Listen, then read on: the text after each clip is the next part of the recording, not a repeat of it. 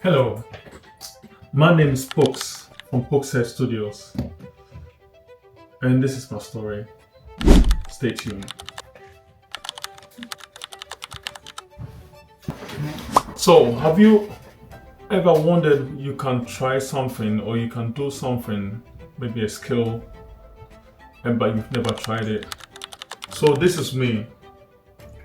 I've always thought I could cut hair, I could be a barber. For years, I've been going to the barbers. I felt that inside my spirit that I could do it for some reason. But to actually do it, I never did it. I never tried because of the difficulties. I had a family, a wife to provide for. So why would you leave your corporate work to be a barber? It doesn't make sense. Everything changed during the lockdown. As you already know, during the lockdown, we couldn't go anywhere. We were stuck at home. And for me, visiting the barber shop or going to my barber is like, it has to be done at least 2 weeks. I gotta look fresh every time. For my mental health, for my well-being, I needed that. So I couldn't do it. I couldn't go to the shop. I was looking very rough. So what did I do? I got on YouTube and I started learning. I started watching different guys, different people, their barber techniques, what they do, what they don't do. Through all of that, and picking the pieces. And the more I watched it, the more I was like, you know what? I feel like I can do this. So yeah, I got myself clippers from Amazon, just basic. You can see on the screen there. Those were my first set of tools. Just nothing at all, nothing major. The simple tools. And I learned from YouTube as well how to self-cut. Because I didn't have no client, so how to self-cut. Or the best way to start cutting hair yourself. Then everything changed again when I picked up my son. I was like, bro, let's do this. So I sat him down. I think at the time he was probably about 5 years. My son Enoch was 5 years. 5 years. I sat him down. That on the screen is probably his first fade. And later I tried a mohawk or mohican, whatever it is. So, but what happened was when I held on that clipper and I was cutting him, I just enjoyed it so much. I can't even express it. And I just knew from the start that I'll be a great barber. I just knew it. So what do? At that moment, I was just using him. That poor boy, I had to cut his hair probably every 2 or 3 days. He was in a chair. Every 2-3 days he was in a chair. He was so annoying with me at some point. I couldn't stop. I just needed anyone on the street to cut. I'll pick anyone from the street, but there was no one on the street. Everyone was on lockdown. I had some few friends from church. I was going to them for a trim. They were coming to me for a trim, and it was really good. I just enjoyed it. I was cutting hair for like £5 trim, £10 a trim, sometimes even nothing. I was just cutting. I could cut a dog, a cat, anyone. I could cut anything. I just didn't care. Just cut. And so that was it. And I fell in love with it so much. And that for me, I felt that was the beginning of my journey. But the problem is that I had a corporate job, and my background is a quantity surveyor. So during that time, I was furloughed. During the lockdown time, I was furloughed. So I was working 3 days as a quantity surveyor, and the rest of the week I was and nothing to do. The thing, I've got to be honest with you. As I'm not gonna say that career was horrible and all that. I just personally didn't like it. I never liked it. I've worked there for over 10 years. I worked as a quantity surveyor for over 10 years. Never enjoyed it. You know that kind of work where you can't wait till Friday, and on Sunday evening you are dreading, you're sweating, going back to work on the Monday morning. It wasn't good, and I don't wish that on anyone. For me, that was the main thing. I always wanted to do something I love, but there was hindrance. I had a family. I have kids. I have 3 kids and a wife to feed, to cater for. So just imagine everyone is depending on you, and you just quit the job was paying good salary, also very good salary, above average salary, you know, probably over 50-60K at the time. So to stop that and start concentrating on cutting hair, how much do barbers make per haircut? £10, £15, £20. You have to still pay the barber shop, the manager, when you hire a chair. And guess what? I didn't even have no clients. The only people I cut at the time was my friends in church and my little boy. So I've got to start from the scratch. It just didn't make no sense. But I could not let this new skill, this love I found, go. So what do? I had to find a way around it. Anyway, it was really difficult to find a shop to work with, someone who will believe in you when they know that you probably don't have much experience in being a barber, cutting hair. So I really want to show appreciation. Like I'm always grateful for the guys in the barber shop, SA Grooming. Shout out to them. So like I said, just walking through coasting to Croydon flyover just to find a barber shop, and there's only one barber shop that gave me a chance. I remember that fateful day when Rob said, you know, just come the next day. I really want to say thank you for I appreciate that opportunity a lot. I'm forever just grateful for that. I can't change that. So anyway, so I had to negotiate with the shop manager, my uncle. I was like, Uncle, I've got this company who really want to work with me some part of the week, not every week, not every day in the week, maybe 2 or 3 days in the week, and I want to sort of merge and see where you need me in the barber shop and all that. Uncle was like, no, don't take their fame, please. I'll give you better hours, more days chair to work, and better pay rates.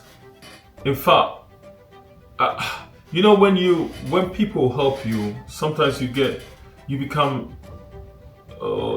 loyal to them. And this was the typical case I had with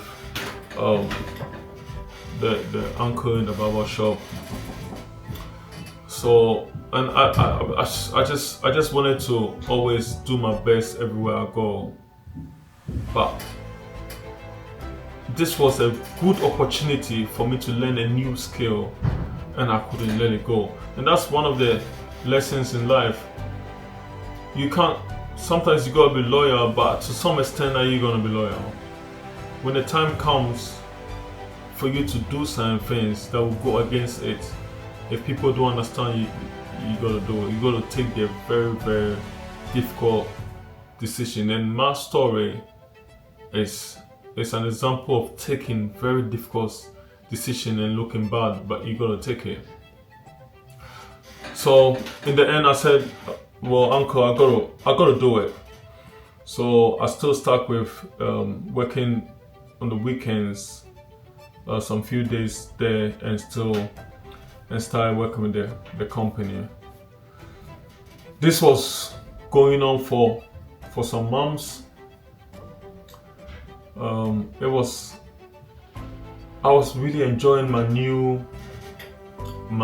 skill with the hair systems. I met new people. It was just a different exposure. I was just enjoying myself. The one thing I would say about cutting hair, being a barber, and what I enjoyed most, even from where I started from the barber shop, is just a transformation. You know, like when someone sits in your chair, you don't know what will become of their hair, what the transformation will be. And they come, sit down, have a good conversation and all that, and you're able to change them, so to speak, their look. They get that confidence, their ego is skyrocket. It's like they feel good about themselves, their mental health, their self-esteem. That's what I enjoy so much about being a barber. But guess what? When I got to know about hair systems, see, that took it to another level. Where someone with suffering hair loss. When I say suffering, I mean suffering because there are clients who are quite very young. You don't expect them to lose hair. So they come in and you're able to change their lives from where they were to what they are now with the hair system, and they are looking good, great. Their confidence is something else.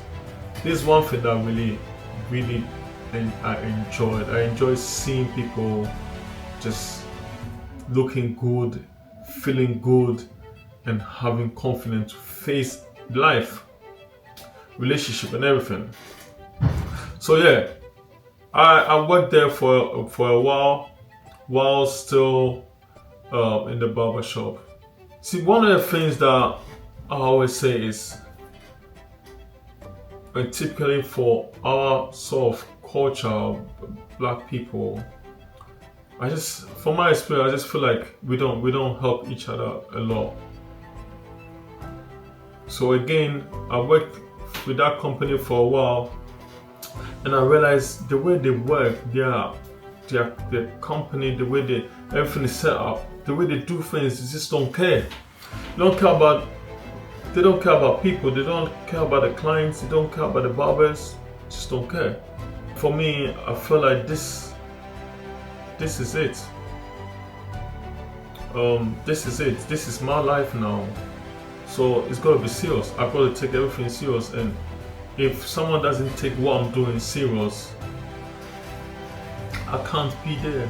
So after years of being there in that company, I had to go away. I had to quit. It was quite an experience.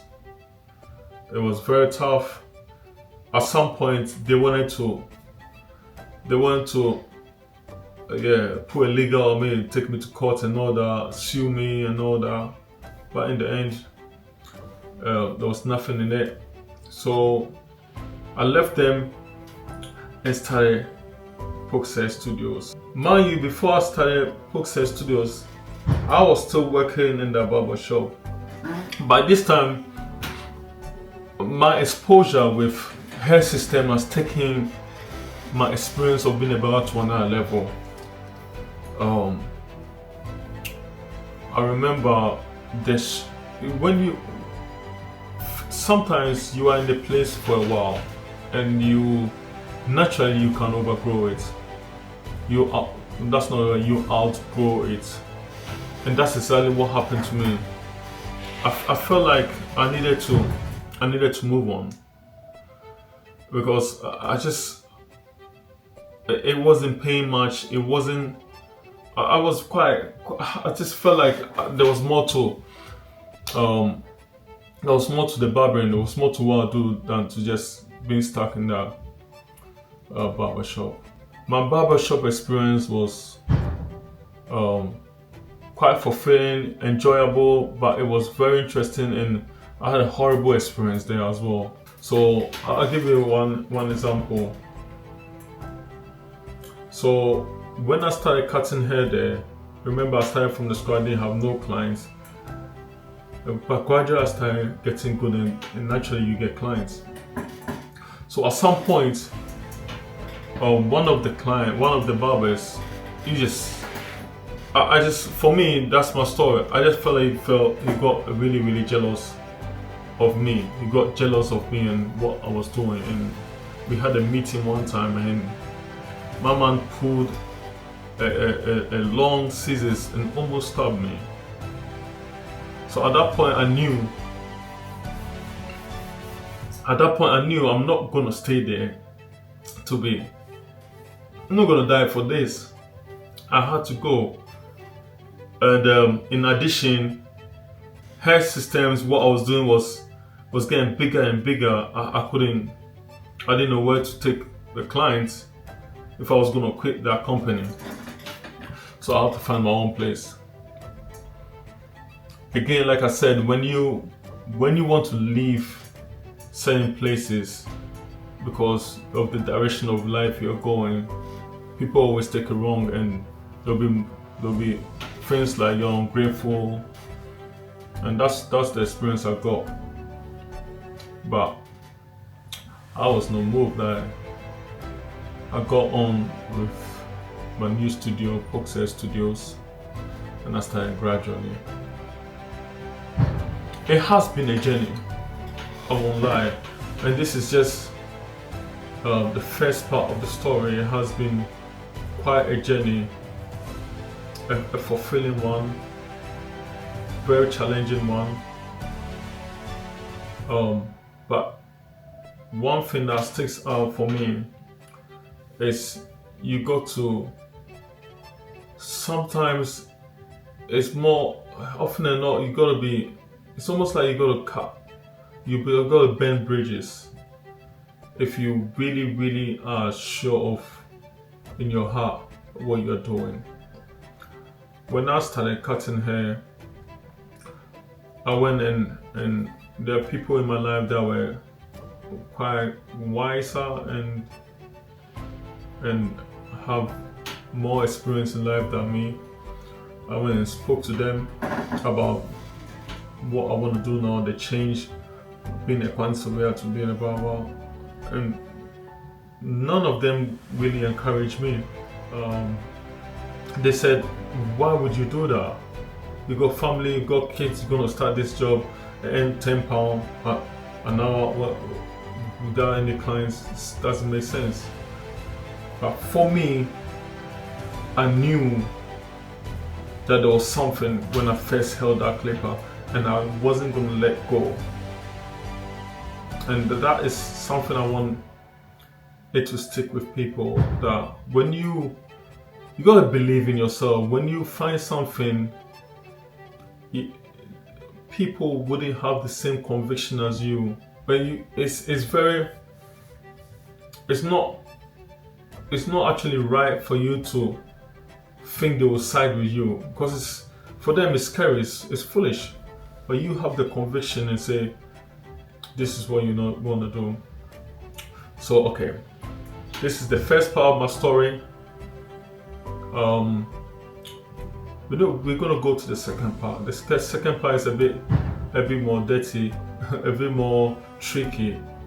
It's a bit more private, and we went all with my private life, whilst all the change was going on as in being a conservator, a barber, then learning a new skill, the hair system, how I did all that, and in the background there was chaos happening in my private life. So stay tuned. In part 2 we'll talk more about my private life. Stay tuned.